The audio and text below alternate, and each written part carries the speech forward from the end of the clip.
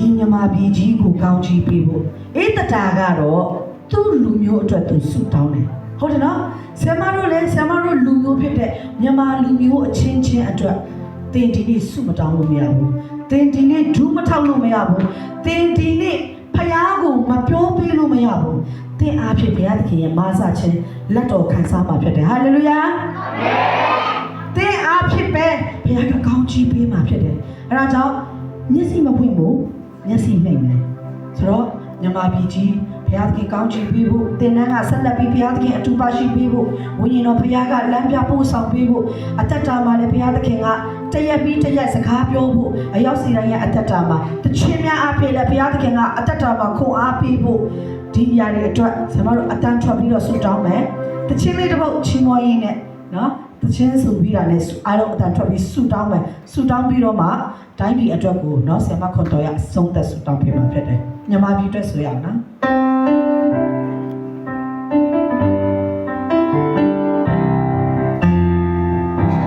မြန်မာပြည်အတွက်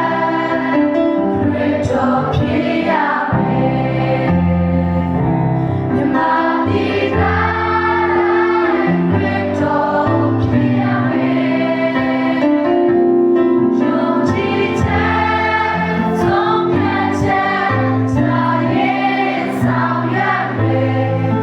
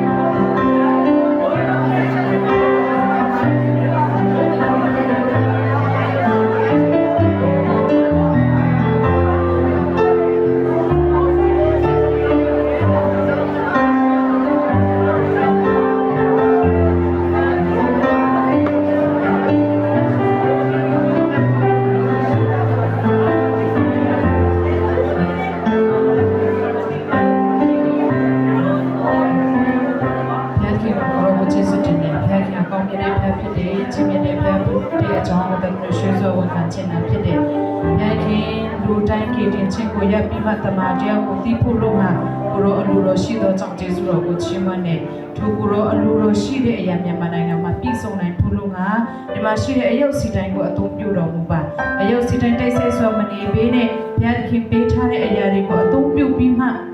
လူတိုင်းအမှန်တကယ်အလူတော်အတိုင်းကေတင်ချင်းရပ်ပြီးမှတမန်တရားကိုရရှိနိုင်ဖို့လို့ဟာအယုတ်စီတိုင်းကိုပဲသိကောင်းကြည့်ပေးပါမြန်မာနိုင်ငံမှာငြိမ်းချမ်းရေးမရှိတဲ့ဒီအခြေအနေမျိုးမှာလေကိုရောဟာသားသမီးတို့အတွက်ငြိမ်းချမ်းရေးဝမ်းမြောက်ခြင်းပျော်ရွှင်ခြင်းဖြစ်သောကြောင့်ကျေးဇူးတော်ကိုချီးမွမ်းနေထိုကောင်းခြင်းမင်္ဂလာကိုလူတိုင်းရရှိနိုင်ဖို့လို့ဟာတက်တော်ကိုဆက်ပါနေအသီးသီးကဏ္ဍအသီးသီးမှာရခင်ဦးစီးဦးဆောင်နေတဲ့ခေါင်းဆောင်တဲ့အယုတ်စီတိုင်းရဲ့အသက်တာနှလုံးသားမှာလေကိုရောဒုတိစကားပြောပါမြန်မာနိုင်ငံကြီးအမြန်ဆုံးနဲ့ငြိမ်းချမ်းပြီးမှစီးပွားရေးလူမှုရေးပြည်နယ်ရေးအဖက်ဖက်ကနဲ့တတ်လို့ချက်အရှုံးနေတဲ့အရာတွေကနေပြန်လည်နလန်ထူနိုင်ဖို့ပြန်လည်ကြီးပွားတိုးတက်ကောင်းမွန်နိုင်ဖို့လို့ဟာ